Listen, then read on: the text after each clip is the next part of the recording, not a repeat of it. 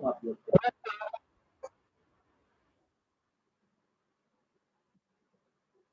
आवाज धीरे आ रही है, एक बार डिस्कनेक्ट करके रिकनेक्ट करो यार। मेरी तरफ से बहुत जबरदस्त आवाज आ रही है, चिल्ला चिल्ला।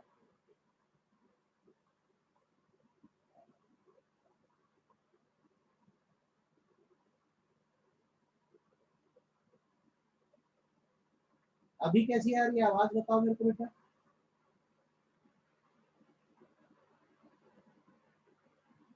मेरी आवाज धीरे आ रही है, ऐसा क्यों भाई? एक मिनट रुकना, देखते हैं।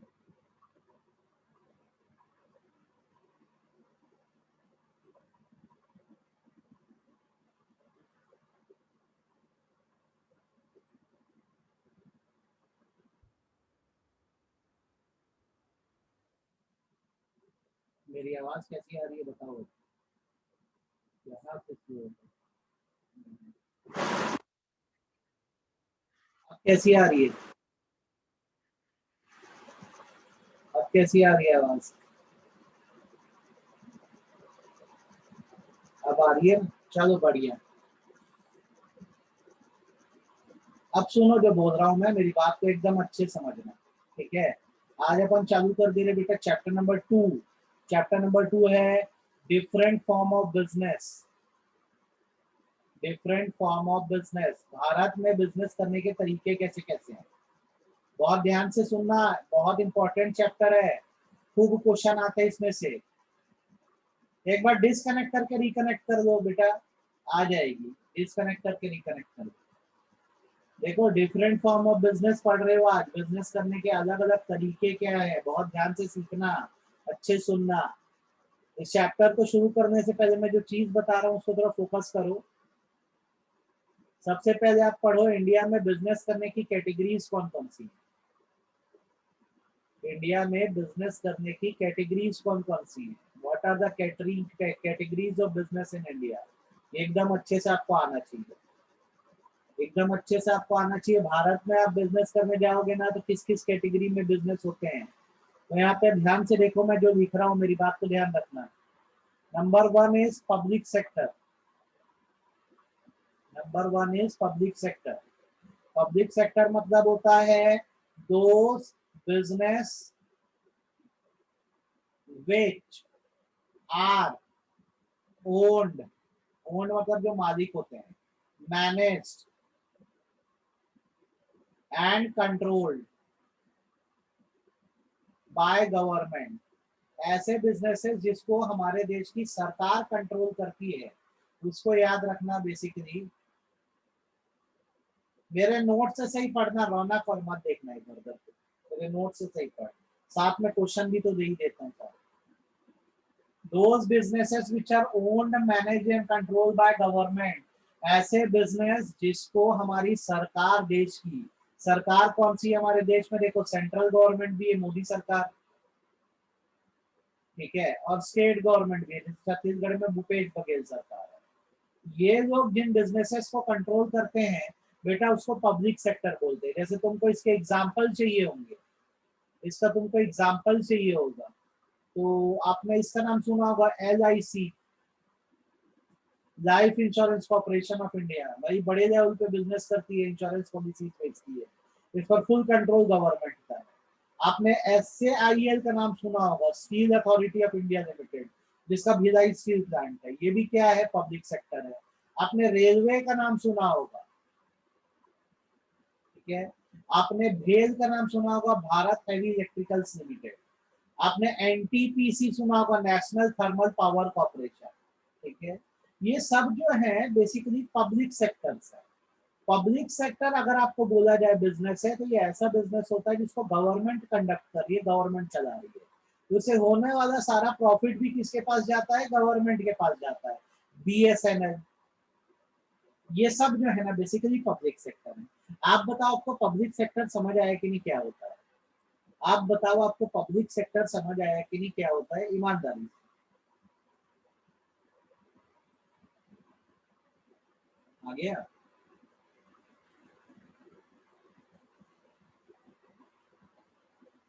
अब पब्लिक सेक्टर के बाद हमारे देश में जो दूसरा बिजनेस सेक्टर है, दूसरा एरिया है बेटा, उसको हम बोलते हैं प्राइवेट सेक्टर। उसे हम बोलते हैं प्राइवेट सेक्टर। प्राइवेट सेक्टर का मतलब होता है those business which are owned, managed and controlled by private individual. हमारे जैसे आम लोग जब बिजनेस को ओन करते हैं, मैनेज करते हैं, कंट्रोल करते हैं, तो उसे बेसिकली प्राइवेट सेक्टर बोला जाता है। जैसे इसका एग्जांपल अगर आप लेंगे तो जो आपकी रिलायंस है, ठीक है, जो फेसबुक है, जो माइक्रोसॉफ्ट है, टाटा है, भारती एयरटेल है, ये सब क्या है? ये सब प्राइवेट सेक्टर में आते हैं। तो अब आप दोनों के बीच को समझ लो। पब्लिक सेक्टर उन बिजनेसेस को बोलते हैं जिस पर गवर्नमेंट का फुल कंट्रोल होता है, और प्राइवेट सेक्टर उन बिजनेसेस को बोलते हैं जिसको एक प्राइवेट इंडिविजुअल चलाते हैं, हमारे जैसे लोग चलाते हैं। आपको बताओ दोनों समझ आया कि नहीं? पब्लिक सेक्टर क्या है, प्राइवेट सेक्टर क्या है, ये बताओ पहले। आपको ये दोनों बातें समझ आई कि नहीं आई कि पब्लिक सेक्टर क्या है, प्राइवेट सेक्टर क्या है? सभी लोगों को। Sachdeva new PT college private sector है।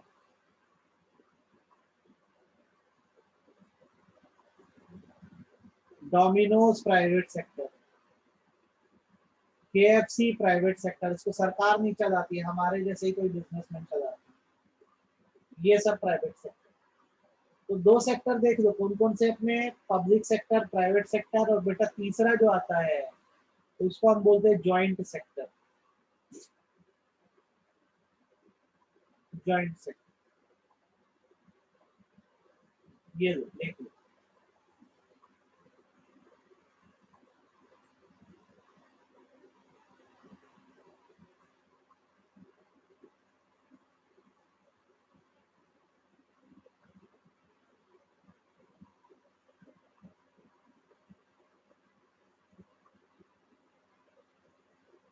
ज्वाइंट सेक्टर मतलब होता है those business those business which are owned, managed and controlled by both government and private individual। ऐसे बिजनेस जिसको दोनों मिलकर चलाते हैं। कौन कौन मिलकर चलाते हैं? गवर्नमेंट और प्राइवेट इंडिविजुअल, मतलब हमारे जैसे लोग मिलकर चलाते हैं, उसको जॉइंट सेक्टर बोलते हैं। जैसे एग्जांपल के तौर पे भारत में जो भी स्मार्ट सिटी प्रोजेक्ट बनते हैं, उसका सिस्टम ये होता है कि गवर्नमेंट का सपोर्ट होता है। सपोर्ट किस प्रकार से? कोई परमिशन लगी, सरकार फुल सपोर्ट में पैसा भी देती है। और जो प्राइवेट सेक्टर के लोग होते हैं, हमारे जैसे प्राइवेट बिजनेसमैन होते हैं, उनको ये काम दिया जाता है कि आपको ये प्रोजेक्ट कंप्लीट करना है, ठीक है। और एग्जांपल आपको चाहिए तो मारुति उद्योग, मारुति की जो कारें आती है देखना, दूसरी कारों से सस्ती होती है, क्योंकि मारुति उद्योग जो है वो जॉइंट सेक्टर के फॉर्म में चलता है। इसका मतलब ये होता है कि गवर्नमेंट भी उसमें इन्वॉल्व है और प्राइवेट इंडिविजुअल या प्राइवेट बिजनेसमैन भी इन्वॉल्व है। तो जब दोनों मिलकर काम करेंगे ना, तो इसे जॉइंट सेक्टर बोलते हैं। तो याद रखना, किसी भी देश में बिजनेस तीन कैटेगरी में होता है। जिन बिजनेसेस पे फुल कंट्रोल गवर्नमेंट का वो पब्लिक सेक्टर, जिस पर हमारा कंट्रोल हो आम लोगों का वो प्राइवेट सेक्टर, और जहां पर दोनों मिलकर काम करे वो क्या हो गया? जॉइंट सेक्टर हो गया। तो ये तीन सेक्टर हैं, आपको एकदम अच्छे से पता होने चाहिए, ठीक है। आप हैंड रेस करके या चैट में बताओ तो तीनों समझ आए कि नहीं? हमारे देश में बिजनेस की कौन कौन सी कैटेगरी है? सभी लोगों को समझ आया कि नहीं आया?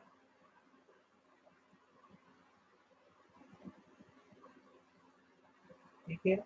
एग्जाम्पल आप मेरे को ये बताना है कौन से सेक्टर में आएगा। अभी क्या हो रहा है कि जो अडानी ग्रुप है, ठीक है, जिसका फॉर्च्यून तेज आता है, ये अभी गवर्नमेंट ऑफ इंडिया के साथ मिलकर देश भर में गोडाउन्स बनाएंगे या किसानों को सामान रखा जाएगा। तो जब अडानी और गवर्नमेंट मिलकर गोडाउन्स हमारे देश में बना रहे तो कौन से सेक्टर में आएगा ये कौन से सेक्टर में है?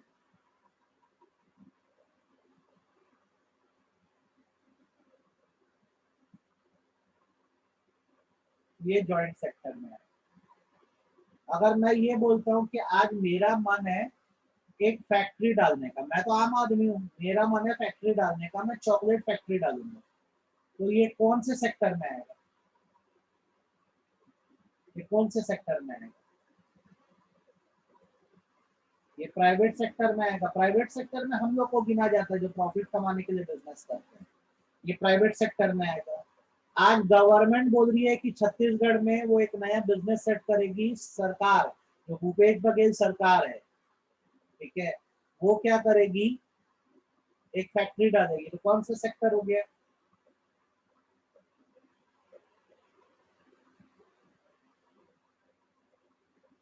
पब्लिक सेक्टर हो गया। तो तीनों के बीच पहले डिफरेंस समझ लो। हमारे जैसे लोग जो काम करते हैं, जो हमारी दुकानें उकानें सब होती है, हम लोग सब आते हैं प्राइवेट सेक्टर। गवर्नमेंट जितने प्रकार के बिजनेस कर रही है, गवर्नमेंट आती है पब्लिक सेक्टर में, और दोनों मिलकर जब काम करते हैं तो इसको आप बोलते हैं हम लोग ज्वाइंट सेक्टर। ठीक है, तो जितने टाटा अंबानी सब लोग हैं ना, ये सब प्राइवेट सेक्टर में आते हैं। ठीक, LIC हो गया, IRCTC हो गया, ये सब पब्लिक सेक्टर में आते हैं, और जब मिलकर दोनों काम करेंगे तो ज्वाइंट सेक्टर होता है। पहले तो ये बात आपके दिमाग में बैठ जानी चाहिए। अब एक बात समझ लो मैं जो बोलूंगा, ठीक है, और इसको दिमाग में बिठाना। अभी जो तुम चैप्टर 2 पढ़ोगे, जो तुमको पढ़ा रहा हूं मैं चैप्टर 2, इसमें तुम पढ़ोगे form of private sector business. Private sector के लोग कैसे कैसे बिजनेस कर सकते हैं, ये चैप्टर 2 है। और चैप्टर 3 जो पढ़ोगे ना बिजनेस स्टडीज का, उसमें तुम पढ़ोगे form of public sector. Public sector मतलब गवर्नमेंट किस किस प्रकार से बिजनेस करती है। तो ये 2 चैप्टर है, इस हफ्ते ये दोनों चैप्टर अपने खत्म होंगे, ध्यान रखना। ठीक है, ये 2 चैप्टर अपन कर रहे हैं। चैप्टर नंबर 2 में अभी पढ़ोगे कि हमारे जैसे लोग प्राइवेट सेक्टर के लोग कैसे बिजनेस करते हैं, व्यापार करते हैं। और चैप्टर नंबर 3 में पढ़ोगे कि गवर्नमेंट कैसे बिजनेस करती है। मेरी बात क्लियर है कि नहीं? हाँ या ना?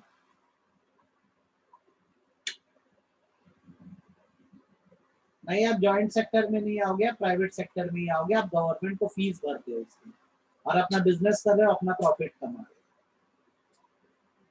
ठीक है, तो चलिए शुरू करते हैं, हमारे जैसे लोग कैसे बिजनेस करते हैं।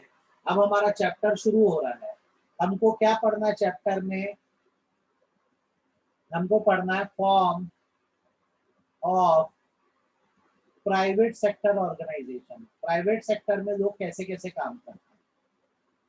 ऑर्गेनाइजेशन मतलब बिजनेस ही होता है, तो कंफ्यूज नहीं होंगे आप, है ना। ये अपना चैप्टर नंबर 2 शुरू हो गया। अब अगर हमको बिजनेस करना है ना बेटा, हमारे पास बिजनेस करने के बहुत सारे तरीके हैं। आपको मैं एक बार तरीके नोट डाउन करवा देता हूँ, और उसके बाद क्या करूंगा, आप हर एक मेथड को अच्छे से पढ़ेंगे। अगर आज की डेट में हमें बिजनेस करना है तो हमारे पास एक तरीका ये है कि हम बिजनेस को सोल प्रोप्राइटरशिप फॉर्म में करें। एक तरीका ये है कि हम बिजनेस को सोल प्रोप्राइटरशिप फॉर्म में करें। हम लोग को आज की डेट में बिजनेस करना है ना, वो इसी चैप्टर का है। इंट्रो में आपको पहले पढ़ लेना है प्राइवेट, पब्लिक और जॉइंट सेक्टर, और उसके बाद फिर ये चैप्टर स्टार्ट हो रहा है। ठीक है, निश्चित ध्यान रखना बेटा, इसी चैप्टर का इंट्रो है। चैप्टर 2 की शुरुआत में तीनों तरह के सेक्टर पढ़िए तो हमको नॉलेज हो गया। गवर्नमेंट जो व्यापार कर रही है, बिजनेस कर रही है, पब्लिक सेक्टर हम जो कर रहे हैं, प्राइवेट सेक्टर मिलकर कर रहे हैं, वो जॉइंट सेक्टर। अब हमको इस चैप्टर में फोकस रखना है प्राइवेट सेक्टर में बिजनेस कैसे कैसे होता है। तो तरीके देखो, एक तरीका क्या जाता है सोल प्रोप्राइटरशिप, दूसरा तरीका क्या जाता है joint Hindu family business. Joint Hindu family business, ठीक है, ये तरीके हैं भारत में बिजनेस करने के। हम जैसे लोग ऐसे ही बिजनेस करते हैं। इसको JHFB भी बोलते हैं, HUF भी बोलते हैं, ध्यान रखना। तीसरा तरीका होता है पार्टनरशिप कैरी करो। चौथा तरीका जो होता है वो होता है कोऑपरेटिव सोसाइटी बनाना। कोऑपरेटिव सोसाइटी बनाना। और पांचवा तरीका जो होता है वो होता है कंपनी बनाना। अब आप देख लो, इतने तरीके से इंडिया में लोग बिजनेस करते हैं। फोटो खींचना है, फोटो खींच लो, फिर एक एक को समझाना चालू करो। अगर तुम लोग भी इंडिया में बिजनेस करना चाहो, इतने रास्ते तुम्हारे पास करने के लिए। Sole proprietorship, joint Hindu family business, partnership, cooperative society, company, इतने प्रकार से आप काम कर सकते हो। Am I clear? यस और नो बोलकर इसका स्क्रीनशॉट ले लो यार। मेरी बात क्लियर हो गई अच्छे से? इतने प्रकार से इंडिया में आप बिजनेस कर सकते हो, ठीक है। अब आपको एक एक तरह का बिजनेस में सिखा रहा हूँ, आप ध्यान से सुनना और अच्छे से समझना, ठीक है। सबसे पहला, जैसे हम यहाँ पे रोमन में 1 लिखेंगे, और हमारा जो पहला बिजनेस है उस पर फोकस करेंगे, सोल प्रोप्राइटरशिप।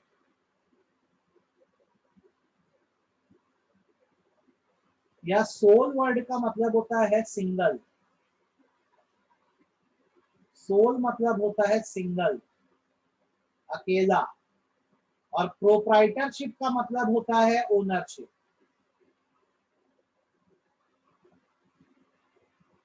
तो सोल प्रोप्राइटरशिप का मतलब क्या हुआ? तो सोल प्रोप्राइटरशिप का मतलब हुआ a business which is owned, managed and controlled by a single person who shall be called sole proprietor, जिसे सोल प्रोप्राइटर कहेंगे। एक ऐसा बिजनेस जिसको एक अकेला पर्सन चलाता है। इस चैप्टर का नोट भेज दूंगा, हर चैप्टर का भेज दूंगा बेटा, अभी ना जब क्लास खत्म होगी ना तो उसके शाम तक भेज दूंगा। तो देखो, इंडिया में आपके बिजनेस करने के कई तरीके हैं। जैसे सबसे पहले सोल प्रोप्राइटरशिप, एक ऐसा बिजनेस जिसको एक अकेला पर्सन चलाता है, उसे सोल प्रोप्राइटर बिजनेस कहते हैं। एग्जाम्पल के तौर पे आज मेरा मन है कि मैं एक बिजनेस करूं, ठीक, मैं एक छोटी सी शॉप डालना चाहता हूँ। शॉप का नाम मैं रख दिया जेके जनरल स्टोर, और अकेला मालिक हूँ, अकेला यहाँ पर मैं बैठता हूँ। तो अगर मैं अकेला बैठ रहा हूँ, मैं अकेले ही शॉप को चला रहा हूँ, तो मैं सोल हूँ, मैं अकेला हूँ, क्योंकि मैं ही मालिक हूँ, तो मुझे सोल प्रोप्राइटर बोला जाएगा। जितने भी स्मॉल बिजनेस चलते हैं ना, आप देखना, स्मॉल बिजनेस का मतलब क्या हो गया? जैसे छोटी छोटी किराना दुकानें हो गई, या रिचार्ज सेंटर हो गए, जैसे फोन वोन रिचार्ज करने वाले सेंटर हो गए, जो चाट गुपचुप की शॉप होती है, जो डोसा वाले होते हैं, ये सब का आप देखोगे ना, अक्सर ये लोग इसी फॉर्म में बिजनेस करना पसंद करते हैं।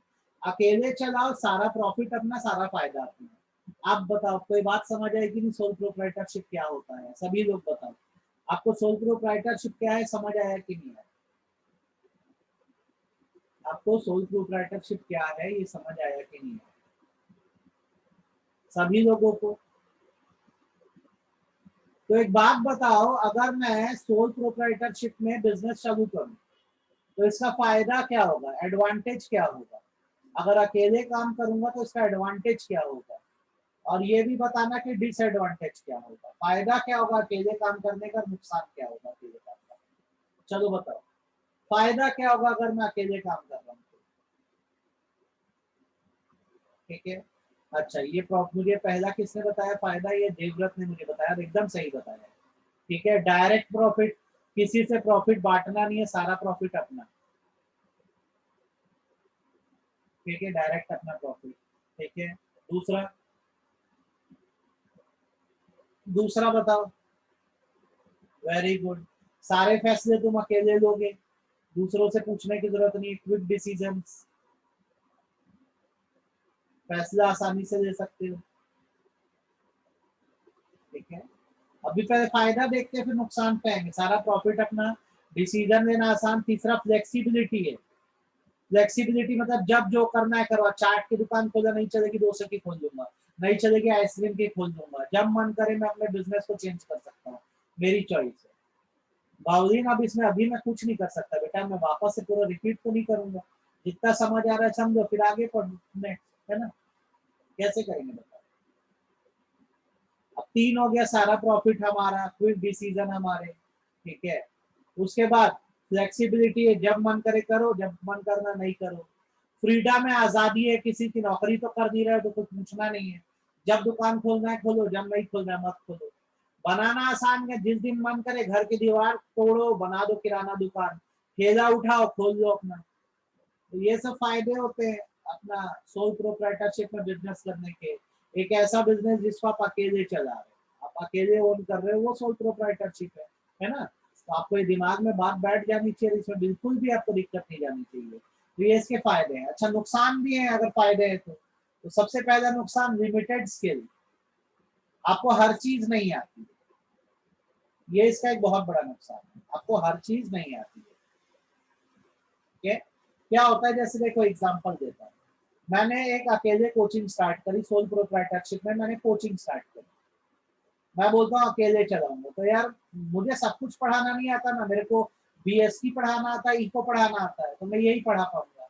अब एक दूसरी कोचिंग है जो पार्टनरशिप में चल रही है, तो वहां पे लोग अकाउंट्स भी पढ़ाते हैं, इको भी पढ़ाते हैं, बीएससी भी पढ़ाते हैं, अकाउंट भी पढ़ाते हैं, इनको भी पढ़ाते हैं, बीएससी। तो स्टूडेंट बोलेगा भाई मेरे को जहाँ अकाउंट्स मिलेगा मैं वहां पढ़ने जाऊंगा, सर आप तो 2 ही सब्जेक्ट पढ़ा पाते हो, तो आपसे क्यों पढ़े। तो ये बात आ जाती है। कई बार क्या होता है, यहाँ पे स्किल्स लिमिटेड हो जाते हैं, हमें हर चीज नहीं आती और इस चीज का हमको नुकसान सहना पड़ता है। सोल प्रोप्राइटरशिप में आप अकेले पढ़ गए हो तो ये दिक्कत जाती है। ठीक है, दूसरी चीज आपकी दिक्कत ये है कि आपके पास रिसोर्स या पैसे लिमिटेड है। अकेले आदमी को कितना पैसा लगाओगे, कैपिटल पे एक लिमिट है। कैपिटल मतलब वो पैसा जो बिजनेस में लगाया जाता है। ठीक है, तो एक हद तक है। तीसरा, आपकी लाइबिलिटी अनलिमिटेड। ये पॉइंट कैसे पता है ऑप्शन, आप बताओ मेरे को। लाइबिलिटी मतलब ये होता है कि आपको जब डेप्ट या उधारी पे करनी होगी, तो फिर उसमें ऐसा नहीं होगा कि भाई आपके बिजनेस में जितना पैसा बचा वही दे दो। उधार पे करने के लिए आपको क्या करना पड़ सकता है, पर्सनली अपने घर से भी पे करना पड़ सकता है। एग्जाम्पल, मैंने अपने बिजनेस के लिए 1 लाख रुपए का उधारी ली कहीं से, तो मेरी लाइबिलिटी 1 लाख रुपए पे करना बनती है। अब मेरे बिजनेस की तो कोई कमाई वमाई है नहीं, तो मेरे को सामने छोड़ थोड़ी ना देगा, मेरे को अपने घर से लाके फ्रॉम होम लाके 1 लाख रुपए की पेमेंट करनी पड़ेगी। यहाँ पर इशू यही है कि अनलिमिटेड लाइबिलिटी है, मतलब नुकसान होने पर घर से भी पेमेंट करनी पड़ सकती है। आप ईमानदारी से बताओ, आपको ये पॉइंट समझ आए कि नहीं है, आपको क्लियर है कि नहीं है सभी लोगों को। कोई डाउट हो तो बताओ सर ये चीज हमको नहीं समझ आई, फिर समझा। नेक्स्ट, इसकी लाइफ लिमिटेड है, जब तक हम जिंदा है तब तक बिजनेस चल रहा है। जब तक हम जिंदा है तब तक बिजनेस चल रहा है, यदि हमें कुछ हो गया तो हमारा बिजनेस क्या हो जाएगा, बंद हो जाएगा। तो सोल प्रोप्राइटरशिप के अपने फायदे अपने नुकसान। फायदा क्या है, सारा फायदा अपना, प्रॉफिट अपना, फैसले हम अपनी मर्जी से लेते हैं, फ्लेक्सिबल बिजनेस है, जब जो करना है करो, फुल आजादी है। और आखिरी में क्या है, आप इसको आराम से बना सकते हो, फॉर्मेशन आसान है, इसको बनाना बहुत आसान है,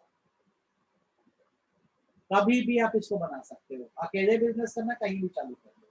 नुकसान बेसिकली इसका ये होता है कि इसमें स्किल लिमिटेड है, आपको हर एक काम नहीं आता है, तो आप एक लिमिटेड चॉइस अपने कस्टमर को दे सकते हो। कैपिटल लिमिटेड है, अकेले आदमी को कितना पैसा लगाओगे। लाइबिलिटी अनलिमिटेड है, मतलब अगर उधारी पे करने के, डेप्ट पे करने की बारी आई, तो बेसिकली कई बार घर से भी पैसा निकाल के देना पड़ जाता है। और लिमिटेड लाइफ है, जब तक जिंदा हो तब तक बिजनेस चल रहा है, आपको कुछ हो गया तो आपका बिजनेस बंद हो जाएगा। That's a sole proprietorship concept. I hope आपको ये कंसेप्ट समझ आया होगा और इसमें आपको दिक्कत नहीं गई होगी। इसमें से क्वेश्चन ये आता है कई बार, how can a person expand his sole proprietorship business. आप अकेले काम कर रहे हो, अब आपको इस बिजनेस को बढ़ाना है, तो कैसे बढ़ाओगे बताओ। आप अभी अकेले हो, अब मैं बोल रहा हूं आपको इस बिजनेस को बढ़ाना है, तो आप कैसे बढ़ाओगे। ठीक है, एग्जाम्पल, मेरी एक छोटी सी गुपचुप की दुकान एक एरिया में है, अब मुझे पूरे रायपुर में अपनी गुपचुप की दुकान खोलनी है, तो मैं कैसे खोलूँ आप बताओ। अकेला मैं बिजनेस का ओनर हूँ, मुझे अपने बिजनेस को बढ़ाना है, तो कैसे बढ़ाऊं बताओ। कोई बता सकता है मुझे इसका आंसर, कैसे अपने बिजनेस को बढ़ाएं।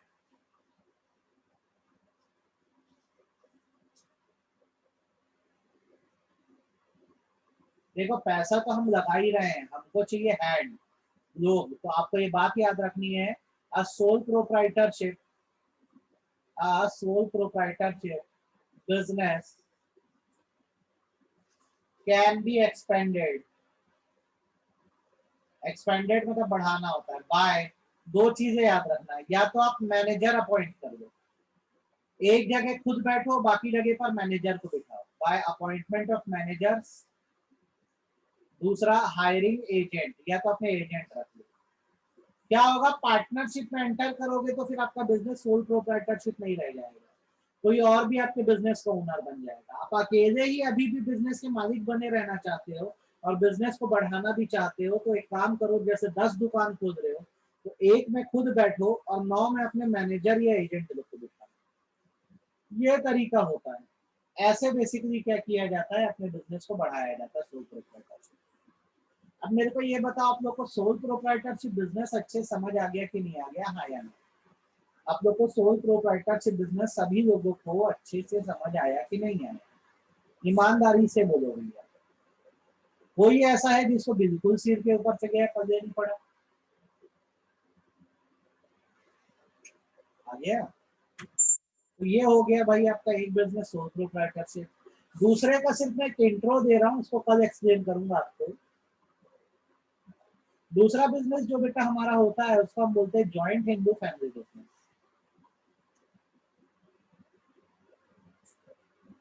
जॉइंट हिंदू फैमिली बिजनेस ये हमारा दूसरे प्रकार का बिजनेस। हमारे ऑर्डर पे काम करेंगे, हमसे सैलरी देंगे, कमीशन देके काम।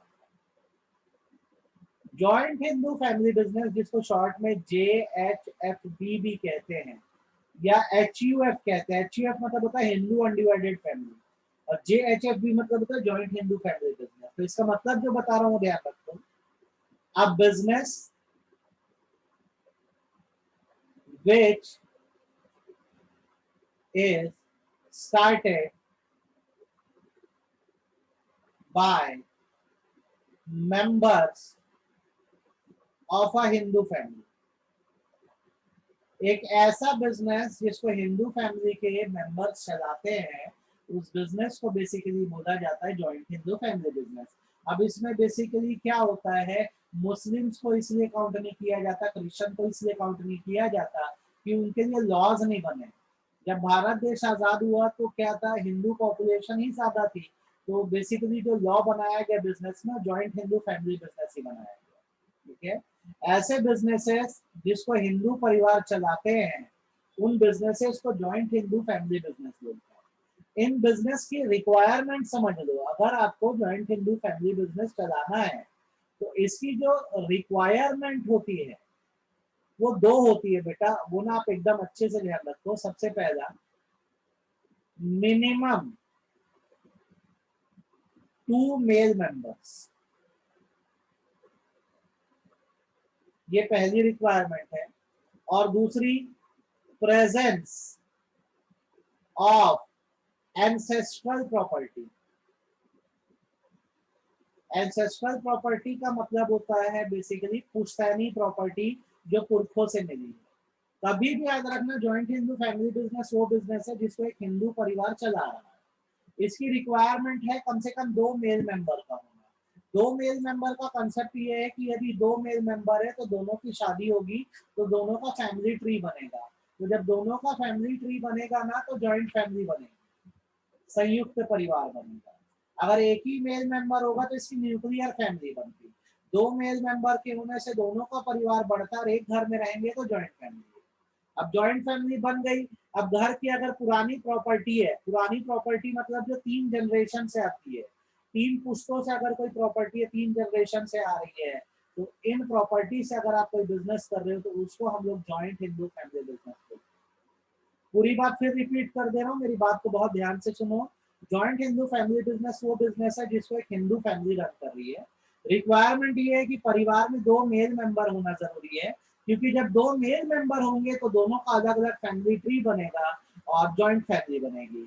साथ साथ बेसिकली एंसेस्ट्रल प्रॉपर्टी होना चाहिए, मतलब पारिवारिक कुछ संपत्ति होनी चाहिए जिससे काम कर रहे हैं। जैसे एग्जाम्पल के तौर पे मैं आप बताऊं तो आप जैसे देखोगे ना, अक्सर जो ज्वेलर लोग होते हैं, जो ज्वेलर्स लोग होते हैं या पुराने जो होटल वाले होते हैं, वो सब ना जॉइंट हिंदू फैमिली बिजनेस में ही काम करते हैं। जैसे ज्वेलर है तो उनका पूरा खानदान इसी में लग जाता है। देखना, पारक ज्वेलर जैसे एक ज्वेलर है, अब उनके नाम में घीसूलाल, रामचंद्र, बहुत सारे नाम लिखे होते हैं, आखिरी में पारक लिखा होता है। तो ये बताने के लिए होता है कि परिवार के इतने सदस्य इसी बिजनेस में इन्वॉल्व है और ये पीढ़ी दर पीढ़ी है। ऐसा नहीं है कि घीसूलाल जी आज थे, नहीं, वो कई 100 साल पहले से काम कर रहे हैं, फिर उनके परिवार में जो बच्चे हुए वो भी यही काम करने लगे। अब आप बताओ, आपको ये बिजनेस समझ आया कि नहीं? जॉइंट हिंदू फैमिली बिजनेस, ईमानदारी, आपको जॉइंट हिंदू फैमिली बिजनेस समझ आया कि नहीं आया? हाँ या ना?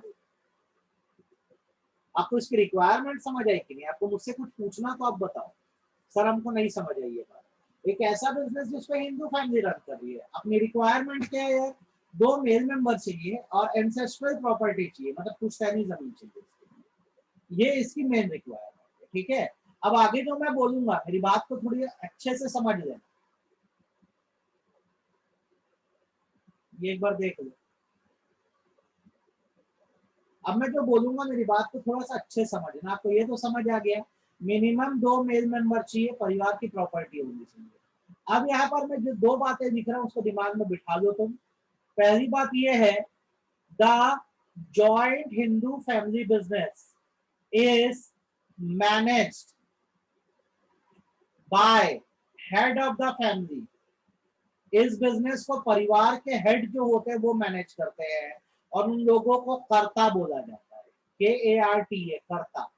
कभी भी याद रखो, जो एक हिंदू फैमिली बिजनेस को चलाता है, परिवार का जो हेड होता है उसको कर्ता बोलते हैं। यही जो होता है इस बिजनेस को चलाता है, पूरे फैसले यही लेता है। तो मेरे घर में भी जैसे जॉइंट फैमिली मान लो, तो मेरे घर में सबसे बड़े मेरे पापा हैं, तो इस बिजनेस को मेरे पापा चलाएंगे। पापा के बाद फिर मेरे जो चलाएंगे वो चाचा चलाएंगे। तो ये सिस्टम में चलता है बिजनेस। दूसरी बात, every family member every family member who has every family member who has part in business, जिसका बिजनेस में हिस्सा है, उसे हम लोग को पार्टनर बोलते हैं। ये बात दिमाग में उठा दो, को पार्टनर, ठीक है। जो हिंदू फैमिली बिजनेस को चलाएगा वो करता, और बाकी सारे मेंबर जिनका बिजनेस में हिस्सा है उनको को पार्टनर बोलेंगे। तो एग्जांपल के तौर पे, घर में एक बड़े मेंबर है और उसके अलावा 20 मेंबर्स और है, 20 मेंबर्स और है। तो जो घर के हेड है मिस्टर एक्स, ये करता होगा, और ये जो घर के बाकी मेंबर्स हैं ये क्या हो गए? को पार्टनर होगा। अब आप बताओ, आपको कर्ता क्या होता है, को पार्टनर क्या होता है, समझ आया कि नहीं आया? हाँ, कर्ता कौन है और को पार्टनर कौन है, समझ आया कि नहीं आया? जैसे हम सब एक फैमिली है, मैं हेड हूं तो मैं कर्ता बन जाऊंगा, और आप सब क्या हो जाओगे? को पार्टनर हो जाओगे। ऐसे ही चलता है बिजनेस। आई होप आप सभी को मैंने जो पढ़ाया वो एकदम अच्छे समझ आ गया है, ठीक है। और इसमें आपको बिल्कुल भी तकलीफ नहीं है। मैं क्या करूंगा, इसका नोट्स आपको भेजूंगा। अब क्या करना, ससम्मान नोट से एकदम अच्छे से पढ़ डालना इसको, या आज ही मैं भेज दूंगा। आज हम लोग इतना पढ़ रहे हैं बेटा, मेरे को एक बार बस अपनी अटेंडेंस ले लेना।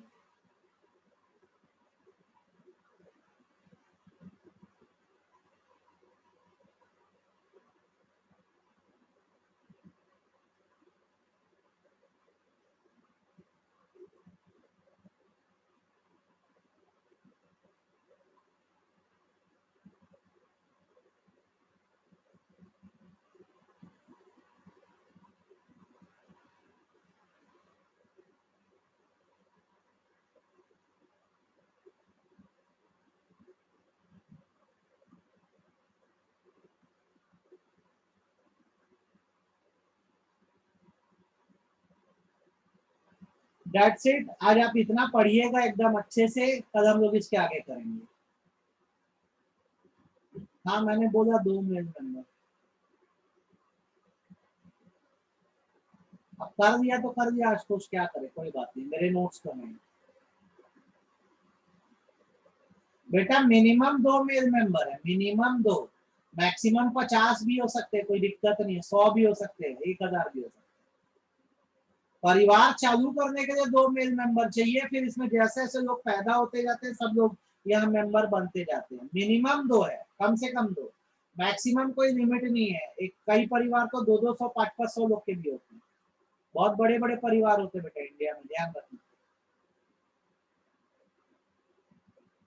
अब वो चॉइस है, 20 दुकान में आके खुद बैठते, जैसे कई ऐसे रहते हैं 10-12 दुकानें रहती है लोगों की, तो 2-2 लोग सब जगह बैठ जाते हैं। अब कई लोग को सिर्फ प्रॉफिट देना होता है, कल ये चीज और अच्छे समझा दूंगा। तो 20 बिजनेस रन नहीं कर रहे, एक ही दुकान कई जगह पर है, तो अलग अलग फैमिली मेंबर वहां जा जाके बैठते हैं, सारा हिसाब लाके कर्ता को दे देते हैं। टेस्ट का रिजल्ट ईशान सर ग्रुप में डाल देंगे, पोस्ट करके पोस्ट। आई होप मेरी बात समझ आ गई होगी। परिवार में 20 सदस्य हैं, तो ये 20 जो है को पार्टनर है, मतलब इनको फैमिली में हिस्सा मिला हुआ है, बिजनेस में इनका हिस्सा है। काम करे ना करे फर्क नहीं पड़ता, काम तो सारा करता ही संभालेगा, वो जो बोलेगा सबको वही करना, ये बात ध्यान रखनी, ठीक है। कल ये चीज और क्लैरिटी से आप लोग को समझ आ जाएगी। ये करवा काफी